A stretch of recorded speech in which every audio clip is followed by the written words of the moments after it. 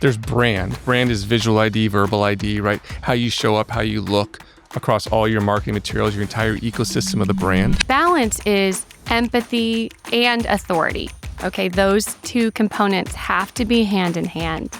Because one without the other, you're talking at me, you're not talking with me. When you think marketing, branding, you generally don't think healthcare.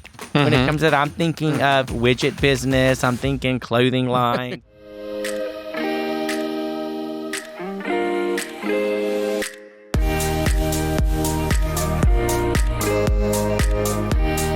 Welcome to the Healthcare Leadership Lab with another episode, and I'm really excited about this episode. And I'm excited about this episode because we have been discussing on the Leadership Lab this story of hero and guide. And I wanted to introduce to my listeners the company that our company, Solutions Group, hired several months ago. I think it was maybe back in August. And to discuss this. But before we get started, I wanted to introduce and have you guys just introduce, give a little bit of brief background about door number 3 and what you guys each respectively do. And then we're going to dive in to a very interesting, robust conversation. Thank you. We're excited to talk to you about this. And I love how excited you are about this topic. But yeah, my name is Prentice Howe, and I'm the principal at door number 3. We are a growth marketing firm for challenger brands. And so we really work with those that are doing something a bit different in their marketplace. A lot of it is healthcare and wellness. We do a lot of that. A lot of it's technology, but it's also crosses into different industries. But really, the narrative through line is we're working with companies that are outmuscled on some way. And so we have to figure out how to get them to punch above their weight through messaging, through paid media efforts, really at every touch point with the consumer. My background is in creative. So I grew up as a creative director in advertising at different agencies around the country. And today I run a firm that really proudly helps companies carve out their story, their unimpeachable truth, and helps them deploy that message at every touch point. So that's at the core of what we do. Yeah, I'm Bethany, Cranfield, Vice President of Growth. I serve alongside Prentice at door number 3, and we help brands achieve their growth goals, and I lead new business, so I get to have that first conversation with brands across different industries that call us and have various pain points. And in that initial kind of diagnostic conversation, we've joked that it's therapy for CMOs, even just that first conversation. We quickly get to the heart of the matter of, okay, what's the goal that you have and what's keeping you from achieving that goal? Where are you stuck? And when you listen to the pain points that they're describing, it starts to become clear. Okay, that sounds like a pretty clear messaging problem, or this is where the creative that you're using is not cutting through. Or maybe the paid media effort, they're dumping tons of money and not seeing the return, but they don't quite know where to fix it. Is it data is all over the place? There's all of these symptoms that start to emerge. So I get the privilege of hearing those symptoms, packaging it up into a structured engagement more so, and then we get busy and get to work. So perfect. So I will tell you just because we're storytelling, and I've gotten more into storytelling, and we're going to talk a little bit more about that. But I want to talk through my relationship with door number 3 and how that happened. And by chance, we were able to meet Bethany and come to find out, and this is just a little bit of anecdotal for our listeners or whatever, but actually Bethany's grandparents actually married my wife and I in their home in Dallas. And so it was kind of an interesting thing when we connected, and she did a lot of stuff in marketing, and we are basically a healthcare technology company that does reimbursement.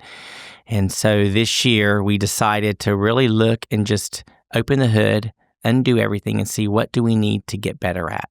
So I want to talk you through, I want you to talk through just pretty much in the first 30 to 60 seconds, a little bit about what you guys brought to that was some of the aha moments that kind of stuck. I think most people that are beginning to listen are beginning to understand some of those aha moments, and we're going to have this. Yeah. So Bethany, why don't you tell us a little bit about that engagement between you and Prentice, and then I'm going to get into some questions around as it deals with healthcare. Yeah, I'll tee it up just to build on that first conversation that you and I had. You started to describe some stuck points.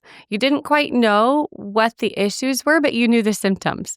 And ultimately, the message I heard from you is that we're not cutting through. There are growth goals we have, but we're feeling stuck in some way. And so it didn't take long to look under the hood, look at that website together, start to look at some of the marketing collateral and realize, oh, we have a messaging problem. We're speaking about ourselves to an audience instead of speaking to that audience about them and about the pain points that they have. And so we talked about an initial step in the solution, if you will, was a messaging workshop more so with our team. So Prentice, you want to walk through that? Yeah. Starting with the messaging framework, yeah, it's interesting. A lot of people feel something isn't working, but they don't really get what and you know your product, and you have an amazing product. The technology, the human side, combine it together, it's a great offering. And when you have 10, 20 minutes to sit down with someone, right, and really walk through it, they get it. But what happens when you only have 10 seconds, right? So really, it's getting to that thing that triggers them to understand what it is you do and how you're going to change their life. Every good story, there's a problem, there's a character with a problem, right? And so if you're not talking about that problem and identifying that with them, then they're moving on to someone else because they'll pay for someone to fix their problem. But you got to be able to understand what that problem is and empathize with them and then sweep in with the authority to be able to say, I can help you with that. And that's what resonated with me. Because I think we got into it, and I remember saying, I want a 30-second elevator speech. Yeah. That I had just come from a meeting, and someone had asked me, what are you doing? It took me a while I'm like thinking, I need 30 seconds. And that was where we started. That's true, yeah. And so this guide and hero started to come in. You guys took me through this process, and I immediately began to connect it to healthcare and the advocacy work that we do. And this is something that our industry is grappling with right now. It's why our first episode of the Leadership Lab was surrounding with Dr. Beck that came in here from ESO talking about mobile integrated health and community paramedic. And do we have something wrong? Because we have been messaging this for 20 plus years now, and we still have an issue with sustainability and funding. And I'm thinking it's related to the same thing. And we generally don't think about bringing in branding and marketing firms into the healthcare space because what we think is we're here to treat the patients. We're here to do clinical perception, but we remember is we are selling a service to someone. Right. We are in healthcare, and it's hard to marry the two because it is hard. It was hard for me to marry, and I've been doing this for 28 years. Interesting. So that's the process I want you to talk through and like give some like back because when you think marketing, branding, you generally don't think healthcare. When it comes to that, I'm thinking of widget business. I'm thinking clothing lines. I'm thinking all that other kind of stuff. So talk me through that. Well, I've been in storytelling my whole life. Like so it's funny that like you talk like that and you think like that or you have thought like that because I'm kind of like, well, that should be part of everything. A story is like this universal connector. It gets people to lean in, right? It doesn't matter whether it's healthcare or anything else. But reality is I get what you're saying. But I think we believe the story. We know we have a story to tell. Yeah. But are we telling the wrong story? And is there something that has to come through because there's a brand? Right. Who are you? What do you do? What value do you bring in for who? Right. Yeah. I'll add because Asbel, I think the problem is most people stop there, right? So they do the work to say, who are we? What is our brand? How do we look and how do we show up? But that's actually only half of the formula. The second half is relevance, is pushing to, but who are we showing up to? Who are we talking to? What do they care about? What is their pain point? What is their headspace when they're coming onto your website for 10 seconds that you have to capture their attention, right? So let's talk about that, Bethany, in the spin that you just said, because you're right there. We're halfway there. Yeah. We've got to get to the next thing because generally speaking, when we're looking at sustainability of programs, healthcare, we're looking at it in through a reimbursement or a policy lens. The website's not where we're at. It's in the regulator's office. It's at the senator's office. It's in the patient. It's in the community. It's to the mayor. It's to the finance. So that's where I think we've gotten to a point and it's like, but wait a minute, we're used to being the heroes. Yeah. Who do you call when there's a medical emergency? Who do you call when there's a fire? Generally, you're calling that 911. We're in the hero. The media starts writing about us, but we can't seem to translate that into the talk through because you're onto something there. So, Asbel, I think it comes back to Communication 101. I think about speech class. When you had 60 seconds, everybody in the class had to go through and give their speech. The basic principles of communication is that it's not enough just to inform. You have to inspire and you have to persuade in order to cause change. And another way to say it would be if you're just talking from the head to the head and informing, giving information, you're not talking from the heart and connecting with the heart, i.e., you're not causing an emotional response. Feeling that causes someone to make that reptilian decision in that 10 seconds that they experienced you. So I referenced the website, but to your point, every single day, no matter what role you have, you are communicating and you should be persuading. You have it was a an target aha audience. moment we had that we talked about that you guys did for us that said, here's your 30-second elevator speech, Asbel. When you look into your pocket, your jacket pocket, and you pull out a $20 bill, that feeling you get that you didn't know that $20 was in there, and you're like, that's what our solution does. That connected is that feeling that we're missing. Emotional. Because we're the hero, because our feeling is we arrived on scene, we treated a patient, maybe we resuscitated them, maybe we delivered a baby. That feeling that you get, that euphoric feeling that, man, you feel like you're the hero now. That feeling you get, that feeling we have to translate to the legislator, the whoever we're trying to talk to get our sustainable. Are you taking your message to a feeling? That's powerful. Are you giving the consumer that dopamine hit? Okay, so it's always like that first half of the formula is you getting the dopamine hit about knowing how to describe yourself. But the second half of the formula is, does that consumer feel that same hit of, oh, great, I finally found this solution that I've been looking for that meets this need that I've had. So let me kind of move it on, because we've got it into a feeling, and I think we're into something we got to inspire. We have to do that feeling. So now what we've got to do is take it to the step of which I'm taking it to where I was, and where I know that many people are listening today and say, Asbel, that sounds fantastic. We get it. Okay, I'm drawing the correlation. This makes sense. I want to do some further exploratory work. But we couldn't stop there. Okay, I've got the feeling.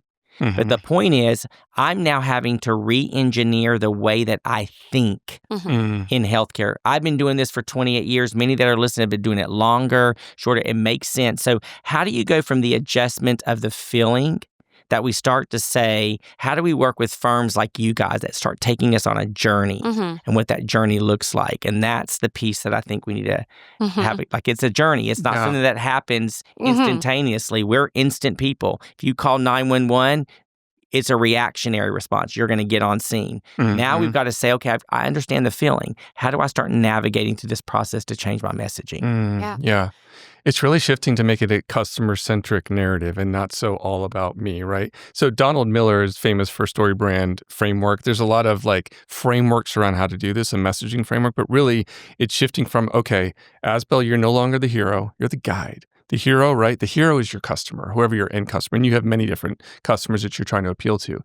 But you are the guide in their narrative. And if you think about any great story or any great movie, right, that's just the way it is. It's like Luke Skywalker, right? He is the hero, and the Obi-Wan Kenobi is the guide, right? That's the way it works, and that's the arc of the story. So there's a problem, and you're there to help solve that and take them through that process, and they need a plan.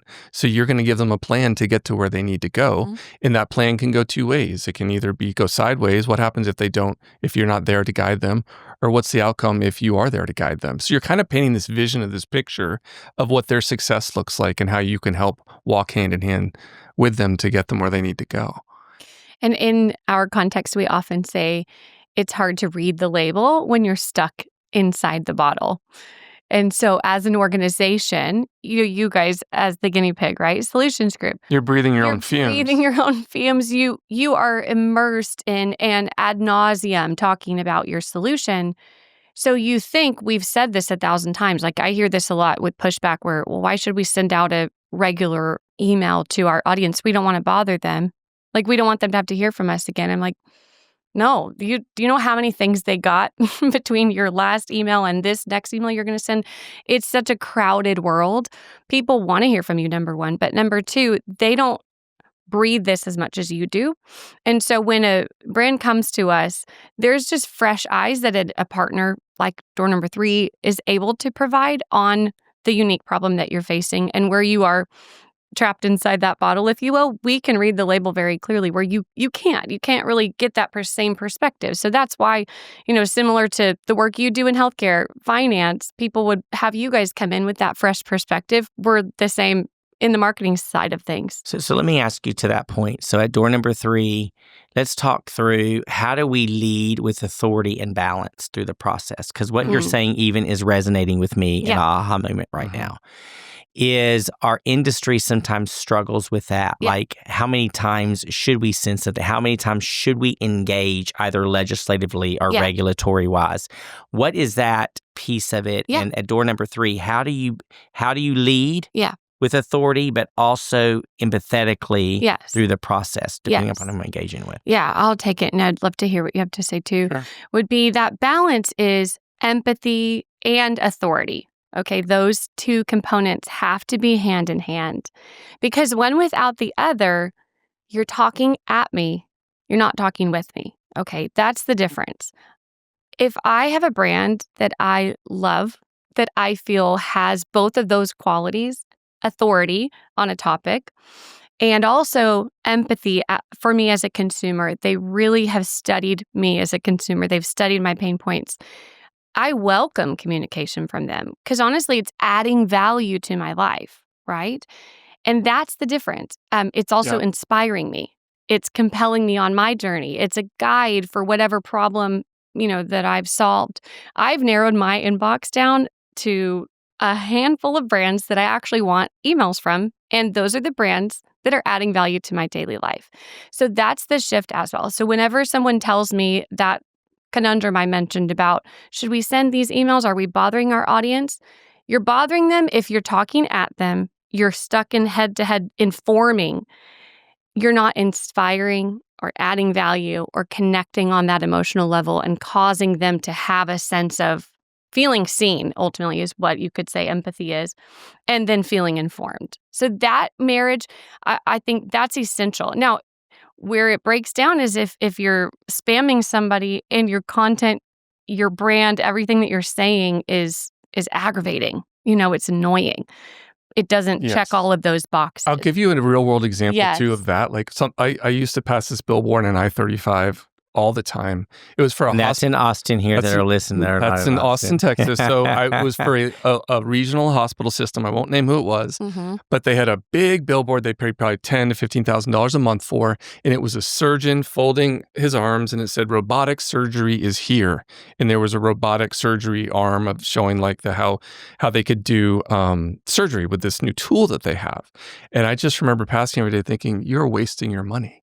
Like, you're talking at us, you're talking about how great you are, and you're talking about your tools. It would be like if a local auto mechanic started advertising their 4-post hydraulic lift to be able to do your oil change. The new hydraulic lift is here.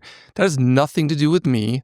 I'm the hero. That's making you the hero, right? I'm the hero. You should be the guide. And what you should be doing is guiding me as to why I should care that you have the best technology, because it's about patient outcomes. So really, that should all be about patient outcomes. How are you going to get me back to doing what I love, hiking, whatever it is, right? Versus you talking at me with your robotic arm. And I just think there's a lot of tone deaf. We're in an echo chamber where people are thinking what they should be talking about. It really doesn't resonate with the end consumer, the end customer. In that case, I'm a patient, right? I'm looking at that. So here's what I want to say to those that are listening, because I can guarantee you that's something that is being said right now. And you just made a statement that for our listeners that are listening, Prentice does not know anything about EMS outside of what he probably already knows, that 911, some ambulance goes screaming down the road. You made a statement right now that when you were driving by, what you saw was they're trying to be the hero. Like, this isn't going to work. And your background in what you both know resonates. And there's something that broke earlier today in the news. And people that are listening, it's going to be a week or two old. But there were some programs in the community paramedicine space, mobile integrated space, around grants that were shut down. And why? We ask ourselves why. Why is this happening? We go to the media, we do this, and we're all up in what I call the chicken little syndrome. And most people know I'm going to say that the sky is falling. And it is for those programs. But understanding why? Was our messaging correct? Were we engaging? This is the reason why I was asking the question about that you just talked about. How can we speak with authority, but with empathy? How are we portraying that? And I think you're mentioning here is sometimes we're employing the wrong things. We continue to stay in this hero mindset versus the guide, and we're not telling our story correctly. So how can we tell our story better in healthcare? What are you doing? What kind of things are you doing with different clients? Because I know you have some clients in the healthcare space. Right. You were sharing some things with me, Bethany, or it may have been you, Prentice, that was talking about the number one engagement that you guys are having reach out to you as a company, that generally you guys focus on a lot of things. Yeah. Talk us through that. Like, why do you think that is? I really want to understand because I find that interesting. Yeah. Well, like one client of ours is Baylor Scott White Health. So they're the largest not-for-profit hospital system in the state of Texas. So they're huge. They're everywhere. And they have hospitals and clinics and ERs and cancer centers and women health centers, yet they're still battling bigger behemoths. They really are. I mean, they're still kind of local compared to the giants. I'll tell you one thing, for example, we're doing with them is we're not showing anything that's inside of a clinic. We're not showing doctors. We're not showing procedures. We're showing, again, patient outcomes. So I think the way you navigate this is you stay closer than ever to your end customer that you're talking to and really understanding their pain points and what they care about and really taking yourself out of that story as much as possible. And the Power to Live Better is thematically the narrative for the hospital system for Baylor. The Power to Live Better, which is all about putting the patient at the helm of their own healthcare journey. So that's hard. So let's talk about, because you're talking about what resonates with us. I've been in the EMS industry for over since 1998. So I've been doing this advocacy, but you're talking about patient outcomes and you just made a statement. We've got to take ourselves out of the story as much as possible. And I want to say that again. We have to take ourselves out of the story. If you've been in the space like I have been in the pre-hospital space, it's hard. Yeah. We insert ourselves more into that space than normal. So tell me how you're doing that, how you're advising, what the concept around the construct. I know what we've been having to do. Every time I heard myself say I, that's my key red flag. Stop. You're in the story. Yeah. Not the other way around. That's kind of what I've been using to talk through, because it's huge. It's amazing. I didn't realize how much I said it. It is getting rid of the first person. And it's getting rid of the chest beating and saying the leading, the number one. It doesn't land like we think it lands, really. It's traditional, old school marketing, you could say, to be honest, because I think that was how things were in the past. So people that have a category of, marketing is this silo over here, as you mentioned, is common perspective in healthcare. That doesn't work anymore. Also, by the way, in our media-saturated world, marketing is business and business is marketing. It's all so interconnected. But Asbel, what I think is interesting about what you said is it is humbling in a sense. It requires a humble posture, if you will, because I see this happen even in a brand that we just worked with, a hair tools brand. It was a luxury hair tools brand that for 20 years, a husband and wife built this brand, and they were pretty uncontested in this space. It was kind of known that they are the leading product in their category until 20 years in, Shark and Dyson, two vacuum companies, decide to enter the space, blow them out of the water, take over, a lot of contracts and really start dominating. Where before they weren't having to prove their value. Okay, it was just kind of understood that they're great. So the shift you mentioned today, Asbel, what happens all of a sudden, and what branding is at its core, is distilling down your unique value so that you can say it loud and clear and over and over and over again. And to be honest, I make correlations of personal branding when you're talking as well, because I see people get stuck in this as well. As an individual, I have growth goals, but what I see people get stuck in is they want to say, if I just work harder, everyone will see my value. That's not enough. You have to be able to show up and articulate your unique value with confidence and clarity and consistency. So that's the shift to me, and that's what is so essential for every brand to be able to distill down your unique value. And so to answer your question as well of what are we doing, how are we walking brands through this, we have a pretty clear codified process that it is a formula in some sense, and it begins with deep discovery with our team, deeply understanding, not jumping right to strategy, not jumping right to creative. There's discovery and research where we're immersing ourselves in your space. You are the expert in your space, and we have to come up and understand, what do you know that we need to know in order to help you articulate your value? Research and discovery. Then it is that strategy. It's starting to articulate the strategy of the brand. What do we need to say to whom in order to cause what result, right? Because in healthcare, we have a brand. Mm-hmm. And I think, Bethany, I don't mean to cut you off, but I want to talk through one thing because I want to stay on this because it's resonating with me. So I know it's resonating with our listeners. Is I was at a conference last week, and one of the executives on stage for Oracle made a statement, and I'm paraphrasing because I'm going to use this statement for the next foreseeable future, because we're in a posture of change right now in healthcare. There's a lot of change going on in healthcare. A lot of unknown, a lot of fear, a lot of also innovation that comes with it, excitement that's happening with it. And he basically made a statement to me that resonates with me. He basically said, change requires leadership to be in a posture of humility. Now, I'm paraphrasing this into my own words because that means I have to check ego at the door. When I stay in a hero perspective, I have ego. And it's really, really easy to do. It's been some of the growth that I've learned about myself since August, since we've been going this with you guys in the R&D stage, is you have really, when you say, are you really opening up the hood? Are you laying everything bare? When something comes to me, I'm thinking, well, no, we've been doing this a while. My business partner is the same construct. But you really have to look at this through a posture of humility to say, is what they're saying accurate? And that's what the healthcare industry has to do. When at one point in time, I was hosting a webinar last week, and a gentleman said something there that made people, we didn't like it. It was challenging, and it said after 4 or 5 times of them concluding similar things, at one point in time does the industry take an inward look and say, just maybe there's something wrong with what the industry designed versus the data being wrong. You know what's interesting is listening to you talk is how tied to your brand and how everyone is really, how much work you had to do. It wasn't just go fix the brand.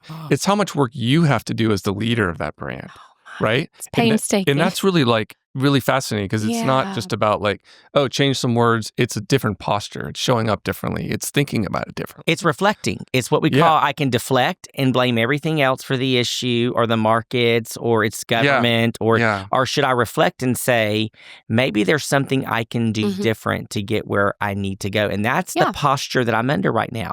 Because that says, if I really want to do right by the patient, because I'm in the healthcare community right now. So the patient is ultimately, because I'm on the provider side. Now, if you're on the payer side, it's going to be the member, or if you're in some other, it might be the consumer, but we're talking about the same. Patients. So it could be patients, consumers, members, whatever it is. Leaders, those that run divisions, those that run healthcare companies, hospitals, physician groups, EMS entities. Do we have to relook at this differently? And can I be challenged on it and look at it differently? Bringing in someone like you guys that doesn't know the industry, doesn't know healthcare in general, you have different clients, you look at it, you're going to look at this through a different window. And that's why I'm intrigued with what you guys are saying and why I'm spending some time talking this through, to talk people through why is it important to bring others' perspective. And if you're going to bring something, a branding, I'm not going to call you if I need a cardiovascular surgeon. Right. But if I have a problem with messaging, why am I not including you? So I want to ask some questions, and I know we're going a little bit off, but I'm kind of thinking through this process, so some of this might not be on our notes. Let me ask you a question relative to if I'm looking at marketing. And this resonated with me, I think, when you guys first came on board and said, and maybe this was something that you said to me on a personal note before we engaged door number 3, was, what's the budget? Many times when companies are looking to cut stuff, healthcare is figuring that right now. There's a downward pressure on rates and reimbursements from Medicare and Medicaid and other healthcare providers. The first thing they go to look is figure out what's fluff. And many times, marketing budgets look like fluff. We made a very intentional effort that we are focusing all of our expenditures in our growth area, that if you're going to be able to do something here. So talk me through what healthcare needs to think about and what you guys are seeing on and understanding the value of what you guys are actually bringing. I see the value. Yeah. But to some people that may be listening today is thinking, Asbel, that sounds great, but where do we get the money for that? Yeah, I understand what you just said. I think marketing should never be a cost center. If it's a cost center, that's a problem, right? It shouldn't be. So it really needs to be a return on what you're investing in, right? And so there's certain different things to look at. There's messaging framework, which we've been working on with you, which you'll know the ROI on that as you start to have conversations. Is it landing? Is it hitting? Am I getting through to people faster by describing my offering this way? So that's one thing. There's brand, which brand, I think, when brand is visual ID, verbal ID, right? How you show up, how you look across all your marketing materials, your entire ecosystem of the brand. Another one where it's a little bit murky out of the gate is it worth the money I'm investing in? I often sometimes say, like, is it worth you dressing nice today and showing up and getting your clothes somewhere nice and being presentable? That's your brand, right? So what's the ROI on what you're wearing today, Asbel? That's a hard thing to define, right? But you want to look nice and you want to show up because that is who you are and that's your presence. So brand is a lot of that. And then we can get into like things that paid media and some of the outreach that is very measurable. The return on investment is very real time and something that we can share. So I think the main thing to look at though is just like, if it is fluff, then you're probably doing it wrong or working with the wrong people if it feels like fluff, because all this stuff I look at is incredibly important. And when you lean into it, when the economy's hit or when you're not getting the funding you would typically get, now more than ever, you have to strengthen and fortify your brand because that's going to get you out. That's going to give you the push. Exactly. So I know that people are listening today, and I'll go to you, Bethany, or whatever. When you said, if you look at this as a cost center, you may want to rethink. And I know that many that are probably listening today probably are viewing it in the light of it being a cost center. And so I'm hoping that something that you've said today, Prentice, is resonating with people to rethink how they look at this. Well, the bottom line is in an environment, especially like healthcare, where a lot of things feel outside of our control. Yeah. Any good therapist would tell you what's within your circle of control. And all of these things that we've listed are things within our control. So your messaging is a low-hanging fruit, honestly, in the sense of you can't control a lot of things that happen. The news that happened today, you can't control that. What can you control? How you show up. 100%. So there is a level of investment to it in that, with anything, if you're remodeling a house, like there's some upfront, like getting things sorted out and ready. And then over time is when that ROI starts to show. So as Prentice mentioned, kind of the different components or the spectrum of marketing, the ROI looks different for each of those elements, right? As he said, with paid media, it's extremely precise. And the ROI is, if you spend this, here's your cost per acquisition of a new client, right? We can get that granular.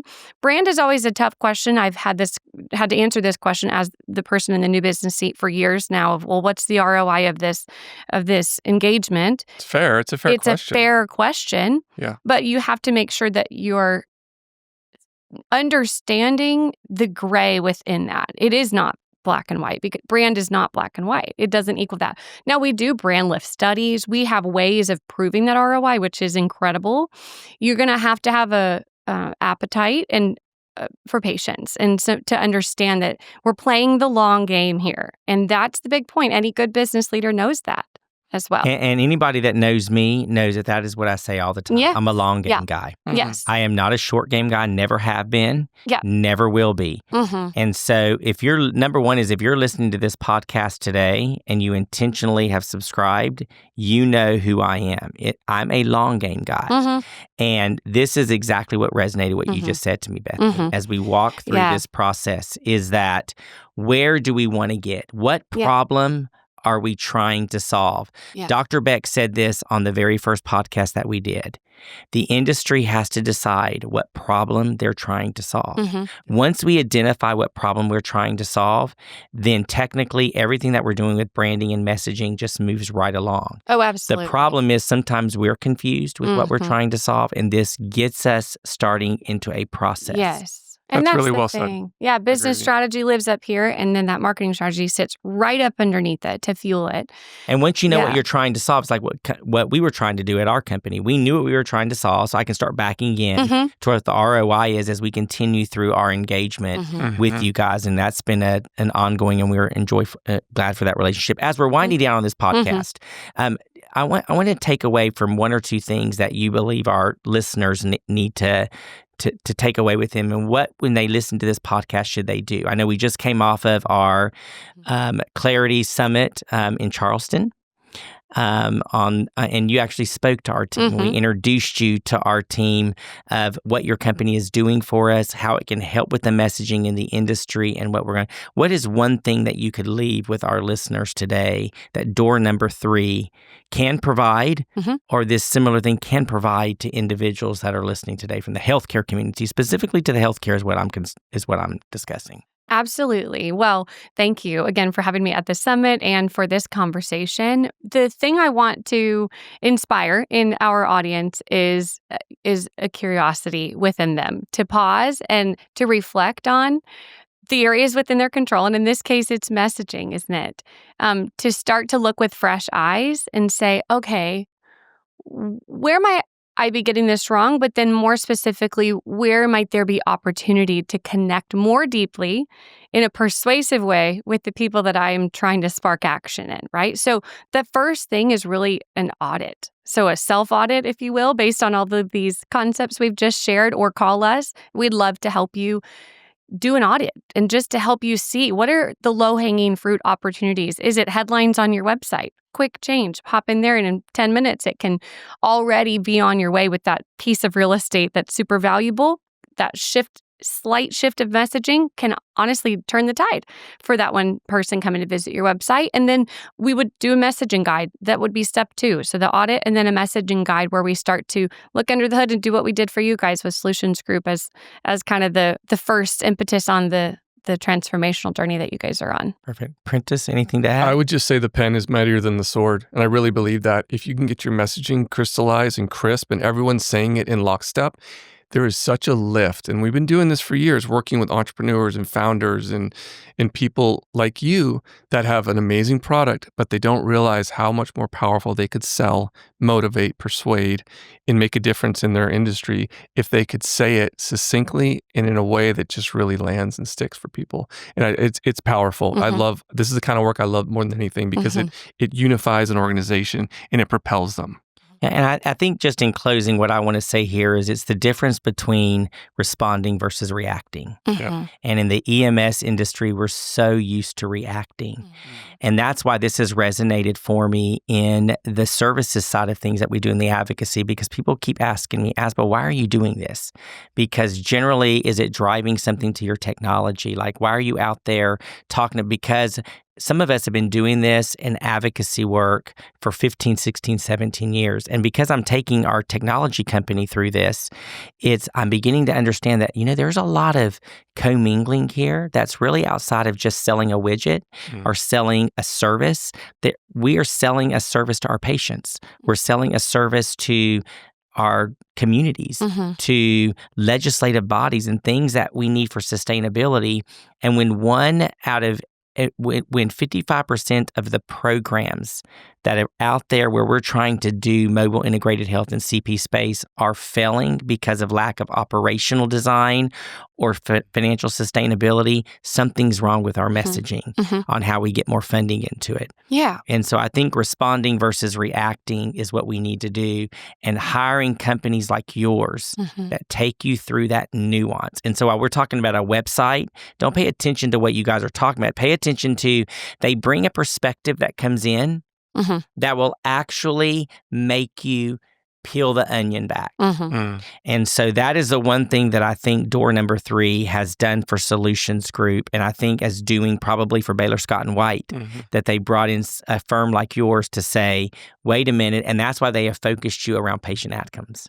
And how do I stay out of the middle of a patient outcome, because it's truly about the patient. So Bethany and Prentice, thank you so much for joining me today on the Leadership Lab. Our pleasure. Thanks, Asbel. Thank you.